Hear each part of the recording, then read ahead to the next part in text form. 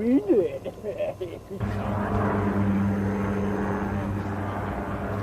Yeah, we received information, man armed with a gun at Pennsylvania and Balloon. Upon our arrival, we exited the vehicle, identified ourselves. He turned around and said something, and he opened fire on us. At that point, I went down to the ground. I opened fire back on him. He ran in the alley, down to Division Street, 1700 block.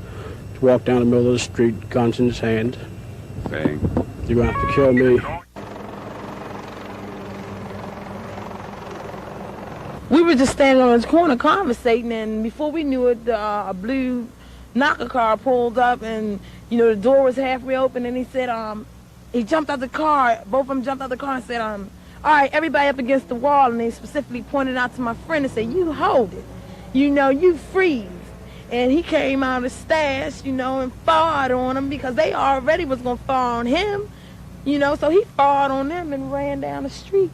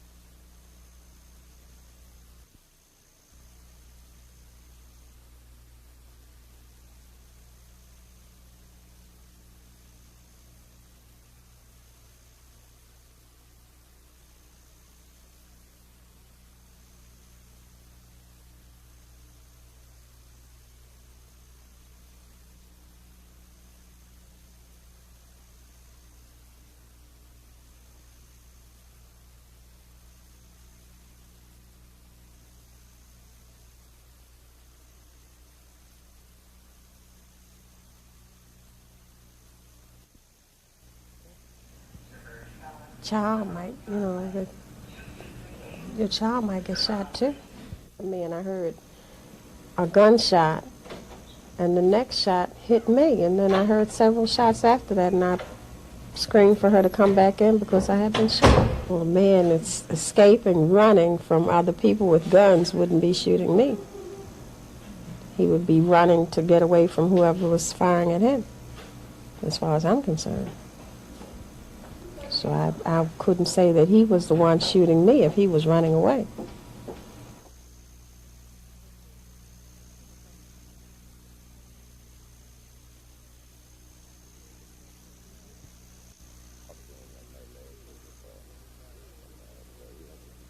He no different than anybody else lived down around this way. I mean, you know, they're into a lot of things around here. I mean, it's the environment around here. But I know I'm from this way, but I made it out of here. And I was trying to help him. They didn't let me go in there. Where does he live? Nobody knows. Nobody knows where he lives at. I know he's all right, but this year, and I had heard it on television this morning. Somebody had called and tell me that he was on television, that my name was on television. So we got the same name, you know. You're also yeah, everybody thought it was.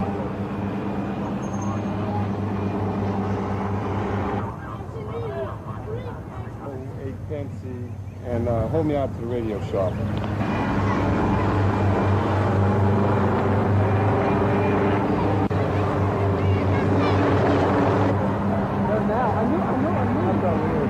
Back off. Let's go back off, please. Back up. Everybody's back. Stand right back where you are. Drop your head.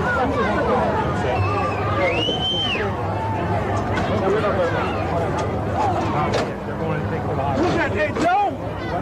Hey, Joe!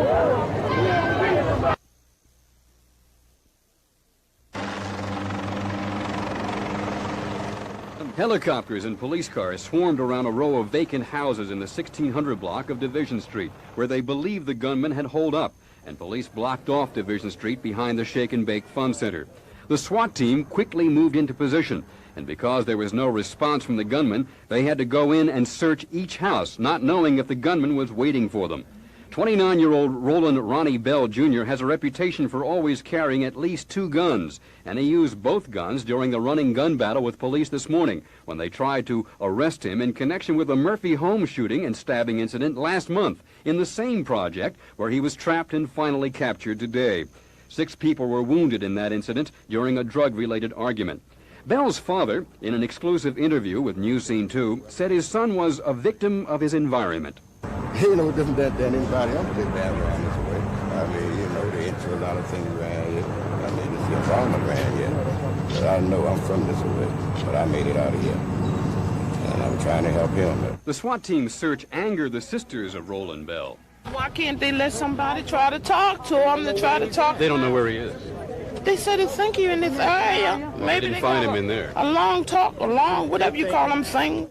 But just before noon, the SWAT team left, and the first search for Roland Ronnie Bell was over. Jack Bowden, News Scene 2. This is Michael Shockett. It all started just after 8 this morning here at the corner of Pennsylvania and Bloom Streets. 29-year-old Roland Bell Jr. was here with a group of people, including this lady, when police pulled up to arrest Bell on outstanding warrants. There's about 5 of us was over there. The blue knocker car pulled up, and they already had their gun. You know, they was like, the door was open. He was riding up. The man that was on the passenger side was riding up, and the door was open. And they jumped out, and he said, everybody pulled out the service revolver and said, everybody freeze, and told the guy, you hold it. And that's when he came. You know, he just came out and opened fire, and, you know, because he wasn't gone. What did I do? Yeah. I was dirty. I ran, too. Then he started running from Pennsylvania Avenue and shooting at police at the same time. He ran down here to Brunt Street, stopped at those bushes there where he reloaded his weapons, and then continued down to Division Street. Police chased him for about 4 blocks. Bell was shooting at police. Police were shooting back. Carter Johnson was walking his dog at the time. I saw the police coming up the street, and then I saw him shooting down while the police were laying down in the street. Then he come down the way, he shot for 6 or 7 times. Then I started running. Most everyone else who was outside at the time also ran for cover with all the bullets flying around. Detective Leonard Bays says he thinks one of the bullets hit Bell. At one point, he grabbed his shoulder, put the gun in the air, then continued walking. He walked down the middle of Division Street and said, "You're going to have to kill me," and turned and fired at us. There were about 40 shots fired from all the guns. One bullet grazed the leg of Rebecca Tarpley as she was walking outside her house. She was the only person hurt throughout this whole incident. In West Baltimore, Michael Shockett, News Scene 2.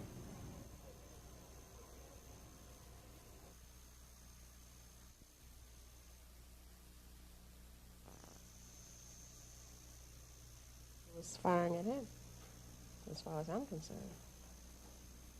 So I couldn't say that he was the one shooting me if he was running away.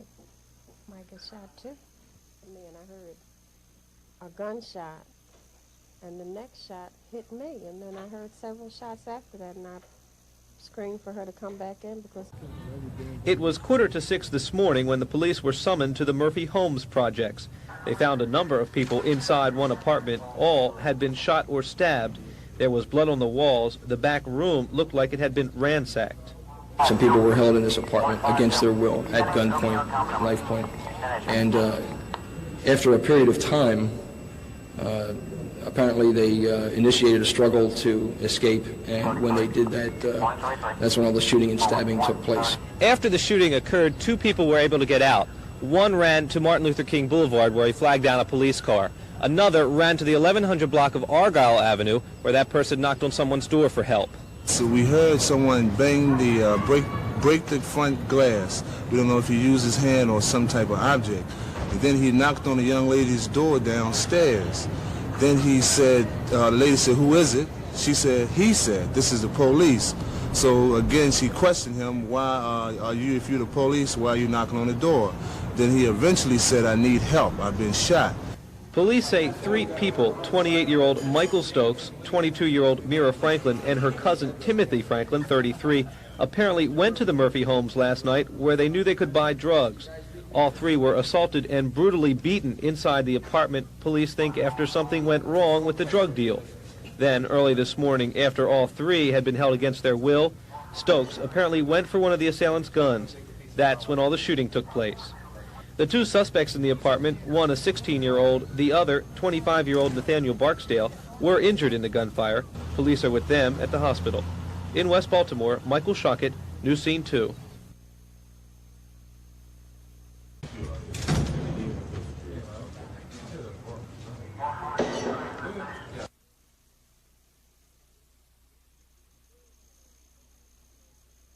So we heard someone bang the break the front glass. We don't know if he used his hand or some type of object. And then he knocked on the young lady's door downstairs. Then he said, the lady said, "Who is it?" She said, he said, "This is the police."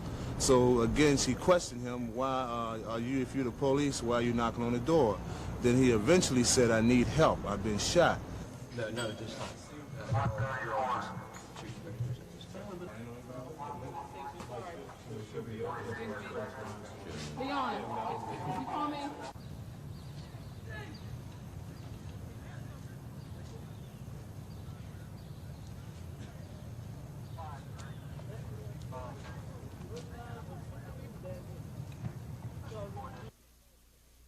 It was early this morning when police were called to the Murphy homes.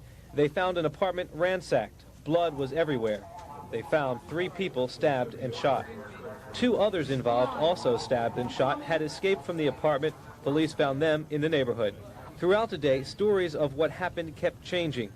The police not knowing which people were victims and which were suspects. They did know what happened involved drugs.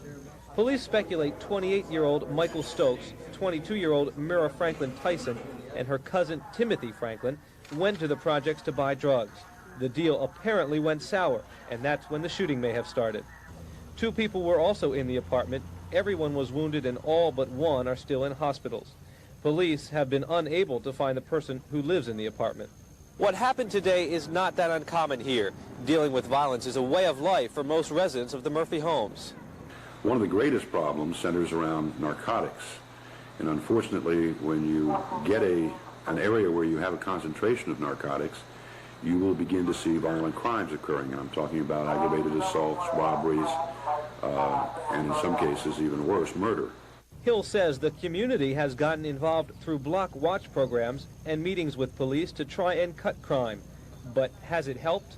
It's terrible around here. People crazy. Do you feel safe living here?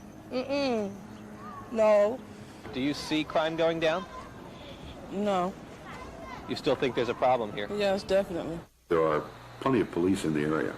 We don't patrol, however, inside the apartments, and this is where the problems occur. So even though the community has gotten involved and the police say violence has gone down, what happened here today is indication there's still a long way to go to make the Murphy homes a safe place to live.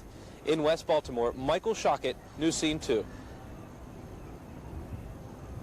Among the oldest residents at the Murphy Homes project are violence and death. But when 8 people were murdered in a 1981 drug war at Murphy Homes, the residents decided to fight back. They worked with police to get more police patrols in the area and to form their own citizen patrols in each block and on each floor of the high-rise projects. And it worked. What we have seen occur in the Murphy homes is we find them today to be a much more habitable place than they were a year ago. The quality of life has increased greatly at the Murphy homes. And despite the 3 murders committed here during the past 3 nights, a spokesman for the residents, Carol Jordan, told me she doesn't believe it's a revival of the old drug-related violence, and neither do the police. Definitely one is domestic, no doubt. The potential for the other one being a domestic situation, there is potential for that one. The third we simply have no motive on as yet. So you don't think it's really returning to the extreme violence and death that was there before? No, I don't think so. We've seen in the past year the instances of this type of violence occurring in the Murphy homes to be on the decline.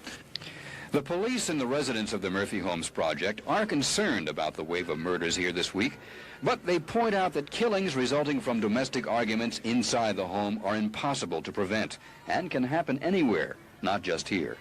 Jack Bowden, News Scene 2.